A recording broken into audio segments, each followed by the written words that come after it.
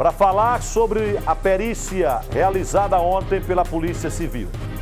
Perícia complementar para o inquérito que investiga o acidente que vitimou a cantora Elisa Clívia.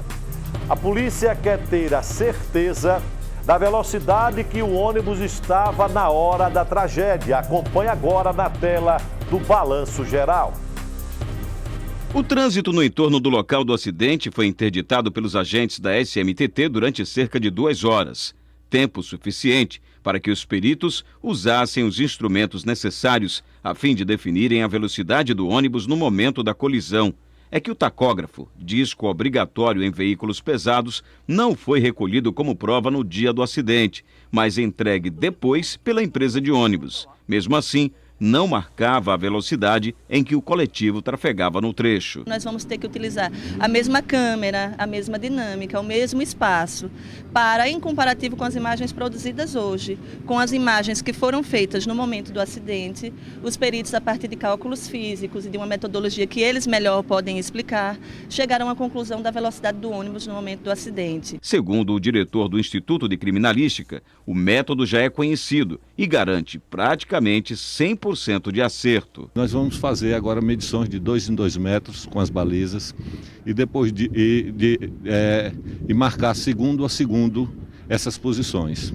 Depois haverá uma sobreposição entre as imagens que foram encaminhadas com as imagens que nós faremos hoje, para, com base numa tabela que nós dispomos, fazer a determinação da velocidade do veículo no momento do acidente. Ainda não há uma previsão de quando o inquérito será concluído. Segundo a delegada que investiga o caso, tudo vai depender muito, além do resultado dessa perícia, dos depoimentos dos sobreviventes, que devido aos ferimentos ainda não foram ouvidos formalmente pela polícia. O acidente aconteceu na tarde do dia 16 do mês passado, quando o carro de passeio e o ônibus se chocaram no cruzamento das ruas Maruim com Arauá, no centro de Aracaju. Entre os 5 ocupantes do veículo pequeno estavam a cantora Elisa Clívia, de 38 anos, e o namorado dela, o baterista Sérgio Ramos, conhecido como Munição.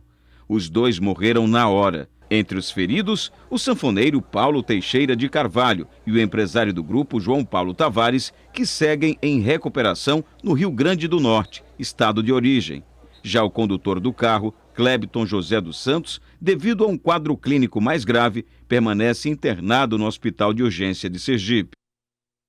6 horas e 51 minutos. O que nos chama a atenção aí é porque o ônibus, se tinha o tacógrafo não estava funcionando. Todo veículo de passageiros acima de 10 passageiros é obrigado a usar tacógrafo. Mas não é usar o tacógrafo para enfeitar o carro, não. É para, numa hora dessas, num momento desse, você extrair o tacógrafo e ele vai... O que é o tacógrafo? É um equipamento que você coloca, Raimundo Macedo, você que é especialista em trânsito, em tacógrafo, é um equipamento que você coloca no carro e ele faz um histórico de toda a sua viagem. Quanto tempo você passou viajando, quanto tempo você parou, a velocidade em todos os pontos da viagem. Então, a SMTT de Aracaju precisa fiscalizar as empresas de ônibus, porque agora está a prova que as empresas de ônibus não utilizam tacógrafo na cidade de Aracaju. Então, se o cidadão que tem um caminhãozinho é obrigado a ter o tacógrafo, por que as empresas de ônibus não estão sendo obrigadas a usar tacógrafo? Essa é a pergunta que fica para a SMTT da cidade de Aracaju.